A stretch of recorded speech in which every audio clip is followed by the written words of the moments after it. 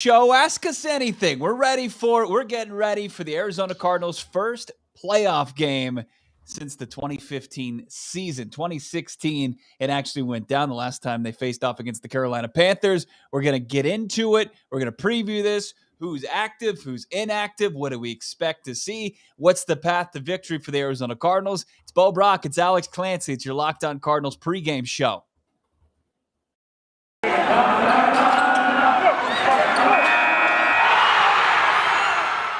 You are Locked On Cardinals, your daily Arizona Cardinals podcast. Part of the Locked On Podcast Network, your team every day.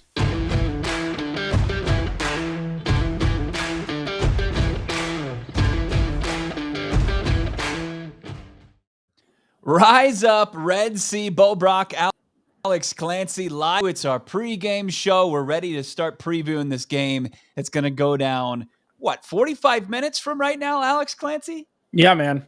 I'm excited. I'm scared. I'm a little bit excited. I'm a lot bit scared. But yeah, man, we got a playoff game, SoFi Stadium. See if the Cardinals can replicate their first visit there, what seemed like eons ago. Yeah, it does feel forever ago. There was a ton of success from this team on that day. They were able to kind of make Matthew Stafford have his first bad performance of the season. He's had a lot of those since now and then, but he had a very good performance against the Arizona Cardinals. The last time out, getting to Matthew Stafford, making him uncomfortable. I mean, that's going to be the theme for the defense today. And then on the other side of things, it's going to be Kyler Murray, who seems poised for a big game. You got to hope that when the lights are the brightest, and we haven't seen that yet in Kyler Murray's NFL career, who shows up? What type of quarterback shows up? Yeah, and it's interesting. So you look at the lines, like the prop bets, which is always fun during playoffs. You know, I looked at it on betonline.ag, our trusty steed here. Kyler Murray, the line for total yards is 295. 255 yards rushing, passing, 40.5 yards rushing. So that's what they're thinking about. Which one do you think that he has a better chance of going over with, regardless of game flow? Yeah. I think it's passing yards, no doubt about it. I mean, outside of Jalen Ramsey, I don't know who's capable of covering in the Rams secondary. They're down to like their second and third safeties. As far as the cornerbacks who play opposite Ramsey, they're tough to name as well. Their linebackers, they've got a couple talented guys at linebacker. As far as cover linebackers, they might have some of them. But as far as Kyler Murray goes, if he can get protection, I mean, because that's the big equalizer. If their front seven, if LA's front seven can run amok, it can, make up for a lackluster or pedestrian below average secondary. So I really think that it's in place. At least it's a possibility that Kyler Murray could easily surpass. What did you say? It was 244 or 250? 255 and 40. Okay, 40 yards rushing. Yeah, All right. I mean, the thing is, like, one thing that we saw when they were able to end the game in Dallas in the victory formation is the speed option with Chase Edmonds. Like, I wonder if they found something there late in the season where it's something that, you're going to have to run. James Conner doesn't have the giddy up at this point to be able to actually, execute it like Chase Edmonds can. But what Kyler Murray and Chase Edmonds have, and we've talked to this a lot, is just they know where each other are on the field at all times. Like, there was a broken play that Chase Edmonds broke off for a long conversion where Kyler was rolling to his left and dumped it off over the defender to Chase Edmonds, who was standing in the middle of the zone in Dallas. Also, like, I don't know if we're ready to see this offense with Chase Edmonds and James Conner in it. Like, we haven't seen it since they were winning games early. We haven't seen it because Chase went out, then James went out, and then, and now that they're back, James Conner's probably going to be 75 or 80%. But at this point, I feel like between the 20s, like we talked about it, I don't know why I always go back to Philly, but Zach Ertz was always between the 20s and Dallas Goedert was in the red zone. You can see that with Chase Edmonds and James Conner, that split. Use Chase Edmonds between the 20s in space and just really pound the ball with James Conner, especially inside the 10-yard line, because to score touchdowns, keeping it simple is a lot of times the right answer. Ask Tom Brady. Yeah, I mean, unless you're the Chiefs and you're absolutely rolling like they were against Pittsburgh and they pull out a Travis Kelce tight end pass, but that game was in hand already. It was already in the bag. But you have to wonder, I mean, as far as the red zone struggles have gone, they're getting help, as you mentioned, with the running back room being at full strength, at least as far as who's there, who's in attendance. As you said, they're probably not. Nobody's at 100%, full strength right now. But it's nice to have those guys in the lineup, and they're good enough to go. And you'll take that. But Rondale Moore back in those lineup, it could be a guy that you could get shifty. Maybe you could put Christian Kirk in a more comfortable position in the red zone with having a guy that has the athleticism and speed as Rondale Moore. So really interesting how the Arizona Cardinals they've just gotten healthier and healthier as this game has drawn closer. And now I really like the roster that they're able to put out there. Of course, you'd love to have Nuke Hopkins, but that ain't happening. But you have to be pretty comfortable with the guys you're going to roll out there. Now it's just execution. It's executing the game. It's game plan. Yeah, It's game plan. I mean, if the game plan sucks, execution doesn't really matter all that much. Like, we've seen the Cardinals play very well and very poorly against these same Rams. And this is all like, this is a New York strip. This isn't a ribeye anymore. There's no fat. This is what team has the best game plan that can execute it the best and score more points than the other team at the end of the game. Like, each team knows each other's weaknesses. They know DeAndre Hopkins isn't there. Jalen Ramsey, let Christian Kirk run with Jalen Ramsey. Let's see how fast Jalen Ramsey is in a full-on sprint. We know he's great in coverage. We know he's great, especially in front of the sticks. But if they're going to put him on A.J. Green, this is a Christian Kirk game. It's got to be a Christian Kirk game. And I feel like execution is so important, especially because my moratorium will last for another 4 hours. And regardless of if they lose by 50, I'm going to wait 4 hours on my Cliff Kingsbury moratorium. But with Rondale Moore returning punts, that's a bonus. Didn't have that before. Okay. Extra 5, 7, 8 yards here and there for field position is a big deal. If you can execute a game plan that's above board, that is a big boy NFL game plan, the Cardinals can 100% beat the Rams. Like, this won't be an upset if the Cardinals beat the Rams. And Matthew Stafford's history may have something to do with that. I feel like the Cardinals would be more of an underdog if Jared Goff was the quarterback going into this game, just because of what we've seen up to this point. And I joke about, being a truther. Matt, he doesn't have a bad history before since Sean McVay got there. They got to a Super Bowl. But with Matthew Stafford, that's holding this game a little bit closer in the public's eye than it would originally be, I think. If they're able to protect, if they're able to let Matthew Stafford roll out of the pocket like Jared Goff had so much success against the Arizona Cardinals. I mean, you could talk about the lack of success that he had against everybody else, but he had success against the Arizona Cardinals. Heck, he even had success in a Detroit Lions uniform against the Cardinals. What is he, 8-1 overall? But them getting him out on those rollouts, he had a solid running game each and every time. If Matthew Stafford will only benefit even more so from that. So like week 4, they have to continue. They have to get that pressure. J.J. Watt has to be bearing down on him. And then you've, of course, got the ballers on the edge that also need to have big games. As you said, Chandler Jones, you're playing for a contract tonight, dude. I mean, you have to show up and show out if you really want to get that guaranteed cash this offseason. Otherwise, people are going to be like, he's aging. Maybe we'll give him a 1-year prove-it deal. Maybe some big money, kind of like Patrick Peterson had this past offseason. So there's a lot on the line for a lot of different Arizona Cardinals, and you got to expect that that's extra motivation for this team. But this team seems to be pretty locked in as far as what they're trying to do. I'd love to see him come out and play fast, get a hot start, because we know what that can do for this team as far as what the blueprint is for most of those 11 wins in the regular season. Yeah. And this is an Ask Me Anything segment, right? But when I have listen, Kyle and I have gone through it on Twitter. Okay. Kyle, welcome. Thank you for watching. Thank you for continuing to follow. Okay. I need to air this out. Okay. Because it's null and void at this point. We've got 36 minutes to kick off. Let me defend myself. Okay. Number one, you don't want to play either. Okay. Let's relax on that. The reason why I said Green Bay over Tampa Bay is because Tom Brady's not the quarterback of Green Bay. That is the sole reason I said that. And you know what I did? I looked at the forecast. I went to the weather app on my iPhone, and I saw that it's going to be 8 degrees next weekend. It's not going to be snowing.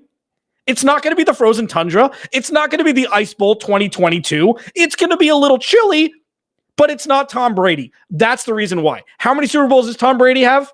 A lot. 7. How many Super Bowls does Aaron Rodgers have? 1, and he hasn't made it to 1 in a long-ass time. That's why. That's why. I apologize for all the viewers out there, Alex, using as an opportunity to answer I all have of to his share my Twitter grief. doubters Listen, out there. that's why I did this. The Ask Me Anything was so I could say that. Kyle, thank you for following. Thank you for arguing with me on Twitter. That's part of the reason why we love doing this. We love thank you for everybody who's here, regardless of if you agree with us or not. Fine, Bo. Your inactives for today. Shocker. You're Amy inactive. Isabella.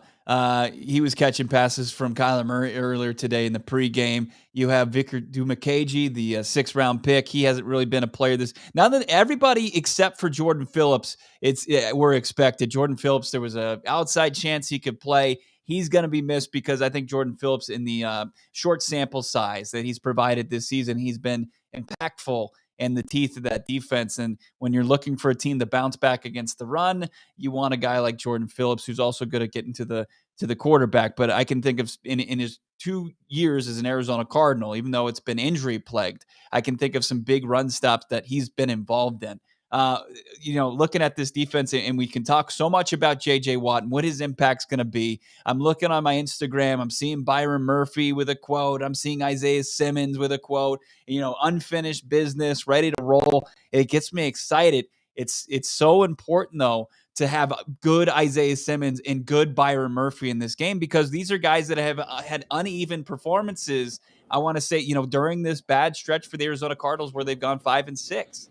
Well, let me tell you this, okay? The way to get the history reversed is for Isaiah Simmons, Byron Murphy, Christian Kirk to absolutely ball the F out tonight. You're right, because that's Steve Keim. Let's see if when the lights are the brightest, Isaiah Simmons can ball out like we saw at Clemson. Okay. And with JJ Watt coming back, we talked about this all week. That's going to allow him to be sprung a little bit more than when JJ Watt wasn't on the field. It's not necessarily JJ Watt's output. It's 99 in red on the opposing team. And that's going to give the offensive line of the Rams pause, which will allow a 6'3", 240-pound, sub-4'4", 40 missile to go after Matthew Stafford in that mop. I'm still so jealous of his hair. But besides that, really? I have nothing. Well, Bo, you got nothing to worry about, bro. Okay. You're being very selfish.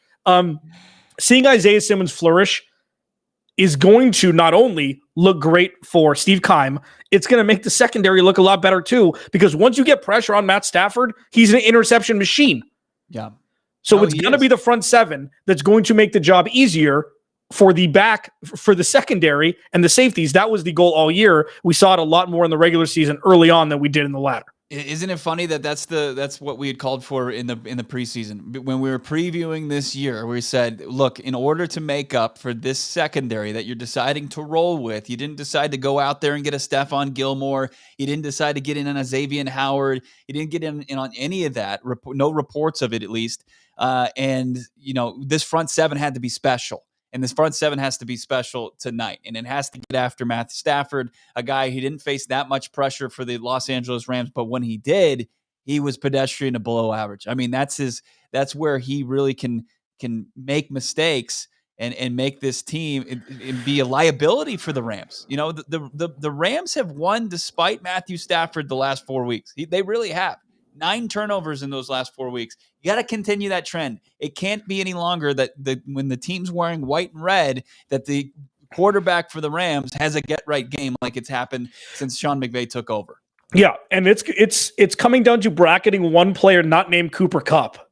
Do you know who their X factor has been when they've really needed it? Odell Beckham. 4th and 5 against the Baltimore Ravens, extended that drive, ended up in a touchdown. We would be in a much different situation right now if they didn't come back and beat the Ravens. I believe the Cardinals would have won the division if the Ravens would have won it. Odell Beckham is the 1st and goal through 3rd and goal from the 3 on a passing down. It's a 2-step slant, Odell Beckham, because he catches everything. Odell Beckham, he's had his drops. He's in Cleveland, but when they need a play, sure, Cooper Kupp's there, but Odell Beckham is a guy that gets forgotten because Van Jefferson has kind of taken that step forward that they hoped for this year. He was hobbled down the stretch, and Odell Beckham just comes in. He's very quiet, and he just scores touchdowns. So if you're looking for an anytime touchdown guy, Odell Beckham might be the guy today if they're really going to focus on bracketing Cooper Kupp. Yeah, it's a great point. But Odell Beckham scares me more than any running back. He scares me as much as Cooper Kupp tonight because there's going to be one-on-one coverage against Marco Wilson. Is he going to be the guy that's going to be defending a guy that is 4.40 probably still? Yeah, I mean that's what it's going to be. It's going to be your two guys that I mean, Wilson was kind of your third DB when Robert Alford was healthy, and Alford obviously on IR right now. Wilson is active. So is James Conner, Chase Edmonds, Rondale Moore, Justin Pugh. So you had him back to the interior offensive line, but Marco Wilson can come back, and you don't know what you're going to get. I mean, he's a 4th round pick. We know that he's a tool shed as far as what he's able to do physically. As far as Bashad Breeland, he was not elevated to the roster, so he's not going to be. Even though we saw reports or we heard in the press conferences that they expected him to have a role come today. And that's not the case. So no Breeland going for the Arizona Cardinals. They are going to roll with the guys that got him here. And Marco Wilson, we haven't seen him for a couple games. Hopefully he's not too rusty coming out of the gates. And I think back to the last time they played this Rams team, you had Cooper Kupp and Matthew Stafford put together a pass and catch combo that maybe only they or Patrick Mahomes and Tyreek Hill could pull off in the NFL.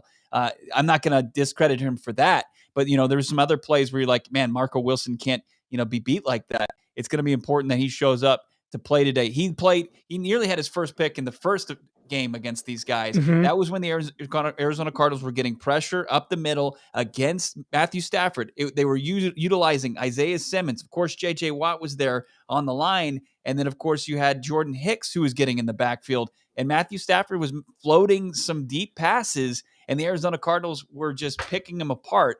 They need to do that today. Yeah. I mean, all of that's true. The one thing about Matthew Stafford, though, and I think you left out Aaron Rodgers and Devontae Adams, they're pretty good at a 1-2 punch when everybody knows it's going to them. Matthew Stafford is responsible for the 2 highest receiving yard totals in NFL history in a single season, Cooper Kupp and Calvin Johnson. So he knows how to find one guy and get it to him. What he also knows how to do, as my co-host just said, football games? He knows how to throw the ball where he shouldn't also. Right. And that's something that if the Cardinals can figure out, that should be Vance Joseph's take away Cooper Kupp. It's like the Steph Curry thing. You know what? When Steph Curry was in college, he scored double digits, whatever, over 20 points every time he was at Davidson. I think he had 4 points in one game where they had him just stand in the corner of the half court and he's going to get double teamed. Sure. Play 3-on-2 against us. Absolutely. We'll beat you that way.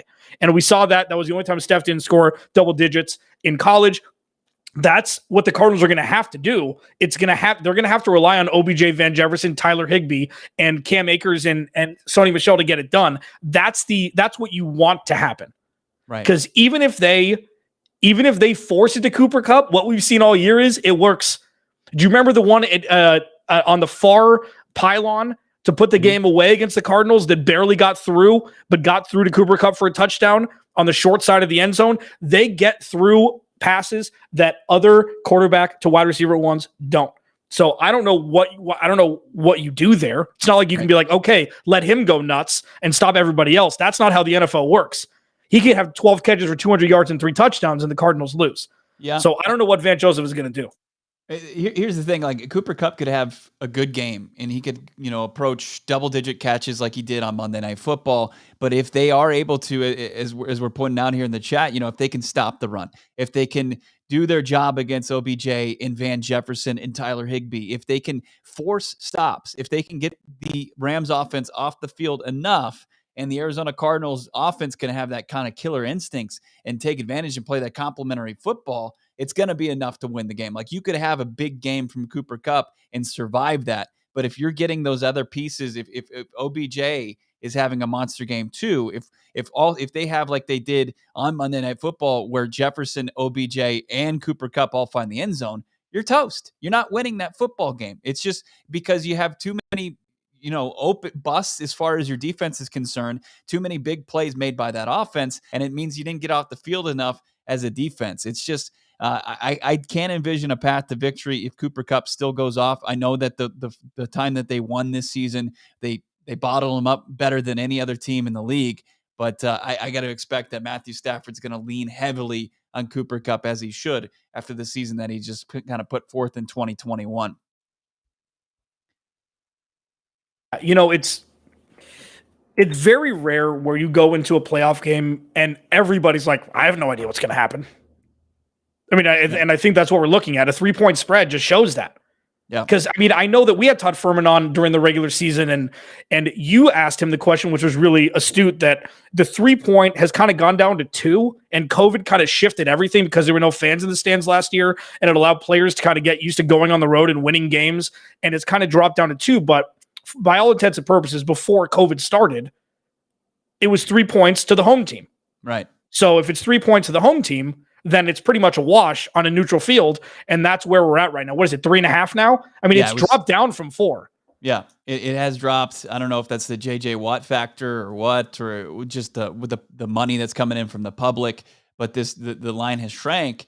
And traditionally, I mean, you would say that this thing it's even, and then you also take in consider it's 3 now. It's an even 3. I don't know if that's an oxymoron, but it's 3 points. Okay, and the Arizona Cardinals, they've shrunk that line a little bit.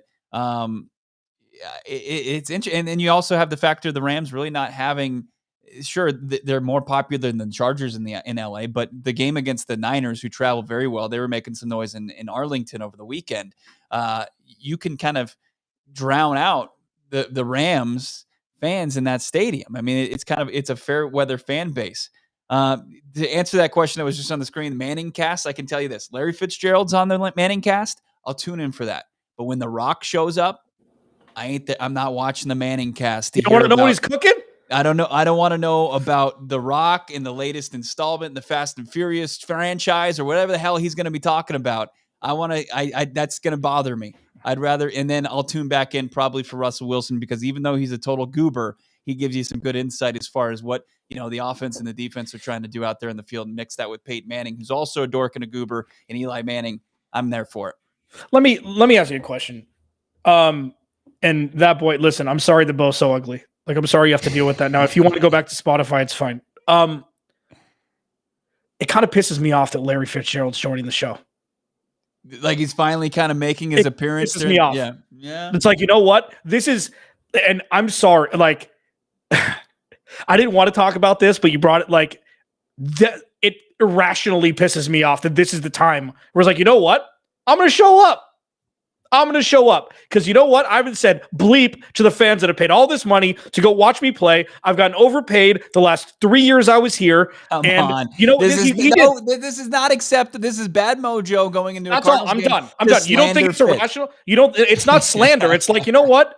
Say you're retiring before you just come on and talk to people. Unless you're going to say I'm coming back next year in the middle of this.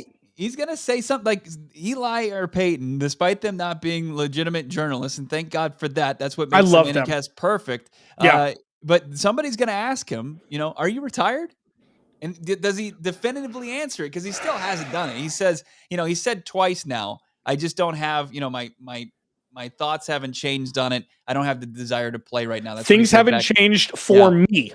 Yeah. Things haven't changed for me, meaning the Cardinals didn't offer him enough money. Okay, I respect Larry Fitzgerald more than any person on the planet. Okay, I do. But there's a line that is just continuing to push out. Like, yo, shoot us an email, bro. Shoot us an email. You know what? Send us a WhatsApp. Do something that shows everybody around the globe what you're doing and saying, you know what? Listen, okay? I just want him to say something. Anyways, going back to the game, okay? Yeah. Do you think, because they haven't pulled punches much, like, I'm in love with Peyton Manning and Eli Manning together. Mm-hmm. Like, I love it because they're so different. They're so like real type A talking heads. They're brothers, and they both happen to win multiple Super Bowls, and they're just talking about football and how bad some play calls are, how great some other things are. Like, do you think that'll be distracting? Like, are you going to watch the ESPN or the ABC, or are you going to watch them? No, I'll watch them for sure, because I think that they're going to provide, more insight that I trust. As much as I think that Louis Riddick is good and Brian for sure is good, but I mean, Peyton Manning is talk about like one of the more cerebral guys in NFL history. Mm-hmm. And I really respect what he has to say. And I can't wait to kind of hear how he breaks down and looks at Cliff Kingsbury's offense and just at a play design. If he just thinks outright, hey, this sucks, or if it's on the players, because we don't know. I mean, you can hear it. You'll hear it from some commentators, but they have to kind of go back into it and they have to kind of grovel to these coaches again, and they won't say what they really mean. Peyton Manning will. He doesn't, as you said, he doesn't pull any punches. And he'll give you his true thoughts. Or if Kyler Murray doesn't see a guy, he's gonna throw his arms up in the air and he's gonna be frustrated that the play wasn't executed flawlessly. I can't wait to kind of see how that's done. But at the same time, I probably will kind of channel surf when it comes to promoting The Rock's next movie. I'll probably turn over to the traditional broadcast. Fast and Furious 38. And that's listen. But when you're sick, there's a couple things you can watch when you're sick. One, Price is Right. If it's still running, Drew, whatever his name is, Drew Carey. Yeah. Let's make a deal with Wayne Brady and any Fast and the Furious movie that's on TNT at the time. 100%. That's the trifecta. Alex Clancy, Bo, Brock, Locked on Cardinals. Thank you to everybody subscribing, watching. We'll be here at halftime. We'll give our post-game reaction. Hopefully, nothing will be thrown. Like some of the best videos last night were from Cowboys fans breaking their TVs. Like, what does that solve? What does that solve? I saw some, it's just terrible. Hopefully, this will be all rainbows and butterflies after victory for the Cardinals. Bo, let's give out, we got to give out our predictions officially here. Okay. What did you say on the podcast again? I said the Arizona Cardinals are going to win this game 29-23. 29-23. Okay. And I think it's going to be the kind of a similar blueprint that they get out to a fast lead and they're able to kind of play that game going into the locker room, a lot of confidence, and then they could potentially kind of tack on in the second half. But, the Rams aren't going to go away, whatever the score is going to be, and they'll weather that storm, but get out of there with a W. Yeah, mine is not a specific score. It's a thing. First to 30 wins. If the Cardinals don't get to 30, they're not winning. And the reason why I say that is because this is not... I have to give no comment. I have to give no comment for the next 3.5 hours. If this is a 35-point total game, I don't believe the Cardinals can win just because of scheme and what we've seen through 18 weeks, with their bye week. We've only seen like one of those through 17 games. We saw, the Niners, it was a 17-10 game. Yeah, that was an outlier. I mean, it's like because Trey Lance played and Isaiah Simmons made one of the two best plays he's made all year, stopping Trey Lance on the goal line. Like, I just don't know if the Cardinals can win a game in the muck. And I've seen the Rams be able to run the ball with certainty, with Sony Michel taking over with Darrell Henderson on IR and timely passing. Like, that's kind of where they eat. They'd much rather run the ball and have Matthew Stafford throw the ball 25 times for 230 and 2 touchdowns. Like, if you have him throw the ball 40 times a game, you're not going to win that much. So, I mean, I hope that the Cardinals can get to 30. That means that it's a balls out game. Either they're blowing them out or it's a shootout. I'd much rather have the Cardinals play a shootout against his team. And I saw Kyler's total stats from the last time he was in a postseason game, the college football playoff, and then it was John Venerable that pointed it out. Over 400 yards total, and then 3 touchdowns, and it was a loss, right? Well, yeah, but you don't have Oklahoma's Alabama defense. 21 points. Yeah, you don't have Oklahoma's defense this time. You can't be Oklahoma's defensive. How they didn't show up in that game. The defense has to play. They have to show up and they have to ball out in this game, just like they did in Week 4, just like they did, as they made their way to a 10-2 record. It just does, because it's dropped up significantly. They gave up 30+ points the last time out. They got to play with some pride and they got to earn some respect back tonight. Now, before we get out of here, we're 15 minutes away from kickoff. There's one last thing we haven't touched on this yet. Would you rather, so the over-under is 40.5 yards for Kyler Murray. As part of the baked-in game plan. On the ground, is that what you're talking about? Yes. Is this something that they should be heavy on, or is this a Russell Wilson, Aaron Rodgers, Patrick Mahomes run when you can extend plays and everybody is running down the field? Now, obviously, they're not going to be running down the field as much because it's Kyler Murray and not those 3 guys, but Patrick Mahomes kills people with 20 chunky yard runs at a time. Russell Wilson does the same, but neither of them are as run forward as Kyler is, even though he's not a run first quarterback. This is what I want from Kyler. I want him to be aggressive with when he chooses to run. I want him to be like, I'm going to run to make big plays, not just to avoid oncoming pass rushers. Like that's, because he has the ability to do that. You talked about the option game that they ran at the end of the Dallas game. He also just had some design runs where he just outran Randy Gregory, a defensive end who ran Oh like yeah. 4.6, and it's not like he's the fastest guy in the world, but Kyler Murray can get around those edge rushers. And if you can get the protection in the middle and you can get him out to the side of the offensive line, he's going to make big plays with his legs. But, when he's got defenders crashing down on him, and I know 99's right in the middle of that defense and can disrupt a lot of what you want to do there. But I want Kyler Murray to be aggressive, just like Wake Forest, getting back to it, 3rd and 16. He's running like 21 miles per hour. He picks up 18 yards in a second. It was absurd. If he can show that just elite athleticism and in that speed, he should. I think he's a little too hesitant sometimes as far as running the football. You go for broke tonight. Yeah, and we saw that in Indy too. Didn't he have a huge 40-yard chunk run also that got him inside the 10 and they end up kicking a field goal because they can't score touchdowns inside the 10? Like, we've seen this from him recently, and we talk with Steven Baca all the time. His trainer, he's known since he was a sophomore in high school. He's been his trainer ever since.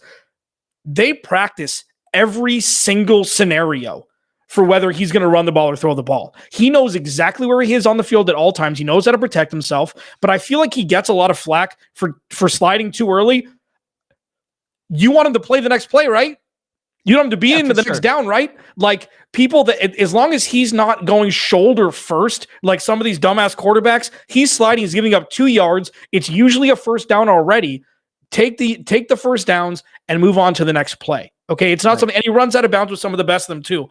It doesn't matter if it's the first game or the last game. I saw a couple tweets like, "Oh, well, he can go all out now because it's the last game of the year." If Kyler Murray gets hurt, he's out for all of next year too.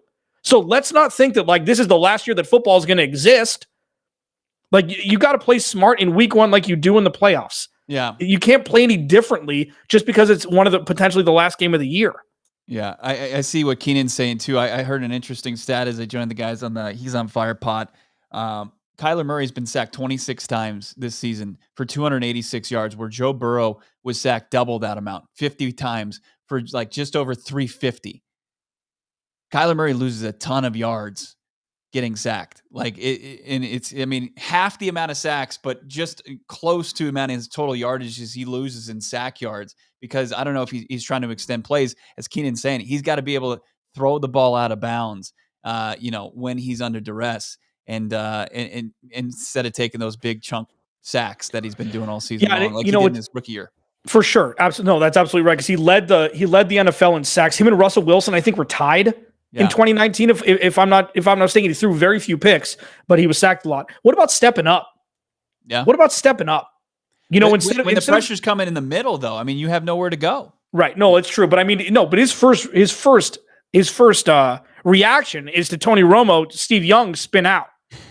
And with Aaron Donald, he's going to put him in his pocket and carry him all the way to the end zone. Like, if he can step up, like, we're going to find out a lot about the trajectory of Kyler Murray tonight. And that's what this is going to come down to. It doesn't matter how it happens. And it also kind of doesn't matter. Like, if the Cardinals lose 38-36 or something like that, you could still take away things from Kyler with timely playing. And that's kind of the big picture here. Sure, you want the Cardinals to win. You want him to lead them to victory. And even if, with a minute and a half left, they're down 4 points and they don't win, but he's thrown 33 for 40 for 350 and 3 touchdowns and a rushing score, you know that when the lights are the brightest, he's going to show up. And we need to see that at least. If he goes 17 for 30 with a touchdown and 2 picks and they win, cool. But also, what have we learned? Right. It's part of the maturation process. We've seen the elevation or the evolution of Josh Allen in Buffalo, who got to the postseason a year early, but he had a couple duds before he had an incredible, miraculous performance the other night.